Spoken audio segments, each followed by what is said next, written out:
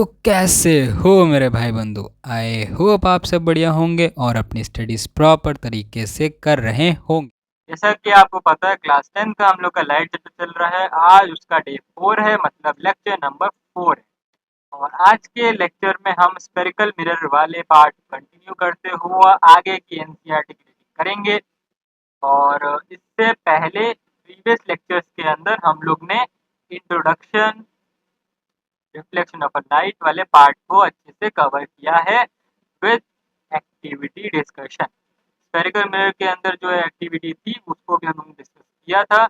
और हाँ, जो एक्टिविटी मुझसे छूट गई है आप उसको जरूर रीड कीजिएगा। अगर नहीं समझ आए तो मेरे को कमेंट सेक्शन में बता दीजिएगा, फिर हम उसको कवर कर लेंगे। ठीक है, चलते हैं हम आगे। और आज हम लोग पढ़ने वाले हैं स्फेरिकल मिरर का नेक्स्ट वाला पैराग्राफ। तो पहले हम लोग ने पिछले वाले लेक्चर्स के अंदर हम लोग ने 3 टर्म्स को डिस्कस किया था। कौन से टर्म्स थे? पहला टर्म था हम लोग का पोल। पोल क्या होता है?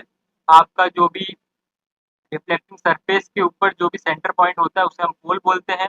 और फिर आता है सेंटर ऑफ कर्वेचर वाला पोर्शन। जैसा कि आपको पता है स्फेरिकल मिरर हम लोग का क्या है, स्फेयर का पार्ट है। तो स्फेयर का सेंटर ही उस कर्वेचर का सेंटर ऑफ कर्वेचर कहलाएगा। कॉनकेव मिरर के लिए वो फ्रंट पे लाई करेगा और कॉन्वेक्स मिरर के लिए वो पीछे लाई करेगा। और सेंटर ऑफ कर्वेचर से पोल तक की डिस्टेंस को हम लोग बोलते हैं रेडियस ऑफ कर्वेचर। और उस एक्टिविटी जो अभी हम लोग ने एक एक्टिविटी कल डिस्कस की थी, तो उस एक्टिविटी में बताया गया था कि कॉनकेव मिरर को सनलाइट के सामने रखे तो वो एक पॉइंट पे फोकस करेगा। उस फोकस पॉइंट पे अगर हम लोग कोई भी पेज को रखते हैं, कोई भी हम लोग पेपर को रखते हैं, तो वो पेपर क्या हो जाएगा, बर्न आउट हो जाएगा। और वो हमारा एक फोकल लेंथ देगा, ठीक है, उस मिरर के लिए। और वो फोकल लेंथ मेजर होगी आपका पोल से उस फोकस पॉइंट पे जहाँ पे वो ब्राइट स्पॉट आया है।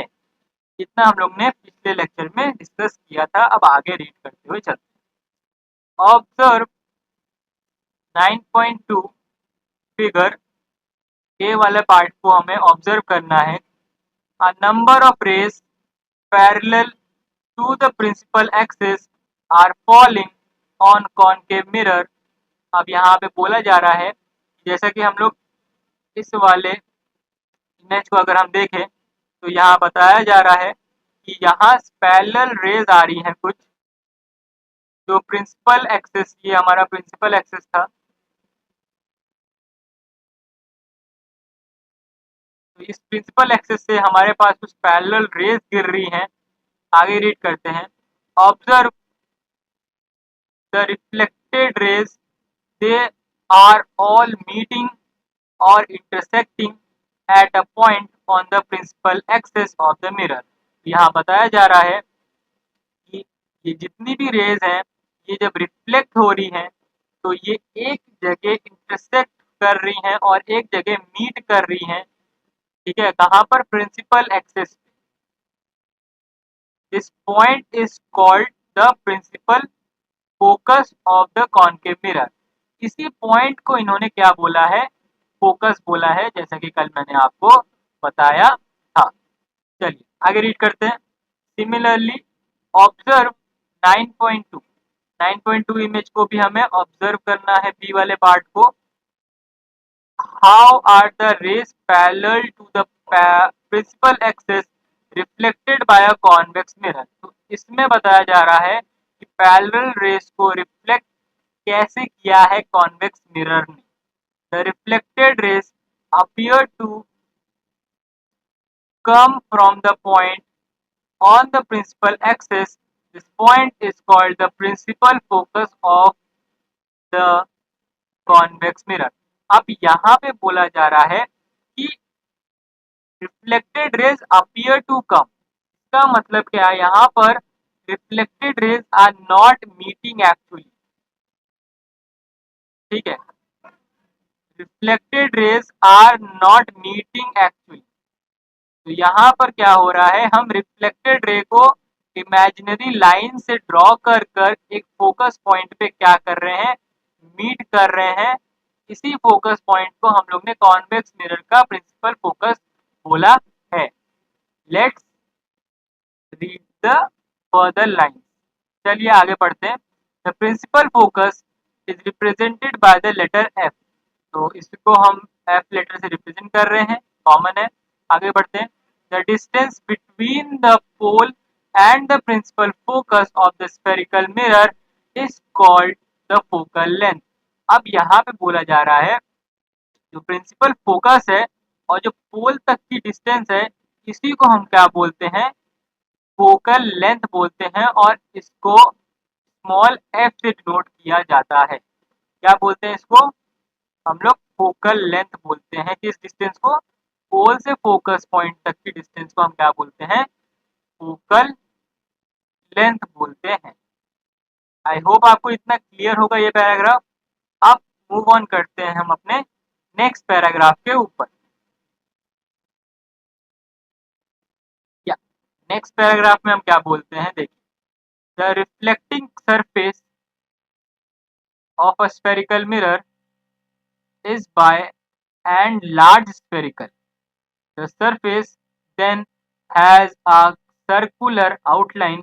The diameter of the reflecting surface of a spherical mirror is called aperture. तो क्या बोला गया है कि जो भी रिफ्लेक्टिंग सरफेस का लार्ज स्फेरिकल जो सरफेस है, ठीक है, उसके डायमीटर को, जो रिफ्लेक्टिंग सरफेस का डायमीटर है, उसी को हम बोलते हैं अपर्चर। किस वाले पोर्शन का अपर्चर बोलते हैं, मैं दिखाता हूँ आपको। जो एम और एन वाला जो पार्ट है आपका, वही हमारा क्या कहलाएगा, अपर्चर कहलाएगा। ये जो एम और एन वाला जो पार्ट है, इसी को बोलते हैं अपर्चर। ठीक है, let's read the further portion. तो डिस्टेंस एम और N represented the aperture. We shall consider in our discussion only such spherical mirror whose aperture is much smaller than its radius of curvature।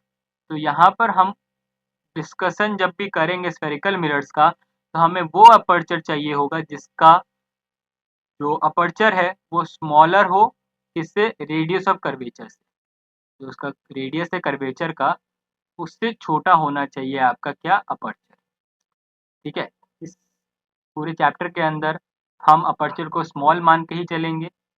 ठीक है, let's read the further portion और आज के इस lecture को हम end करते हैं। Is there a relation between the radius of curvature and the focal of length.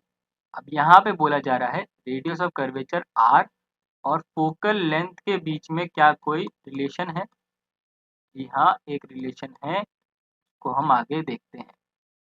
Of a spherical mirror, for spherical mirrors of a small aperture, the radius of curvature found to be equal to twice the focal length. We put this as a r equal to 2l।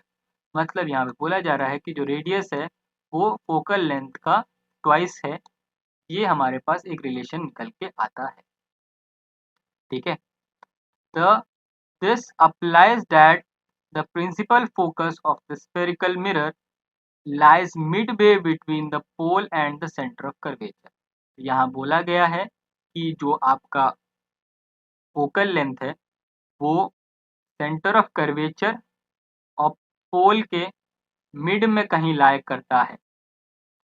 तो ये आपका पोल हो जाएगा, ये centre of curvature, और ये आपका कहीं मिड में लाई करेगा, सेंटर ऑफ कर्वेचर और पोल के मिड में आपका फोकल लेंथ लाई करेगा।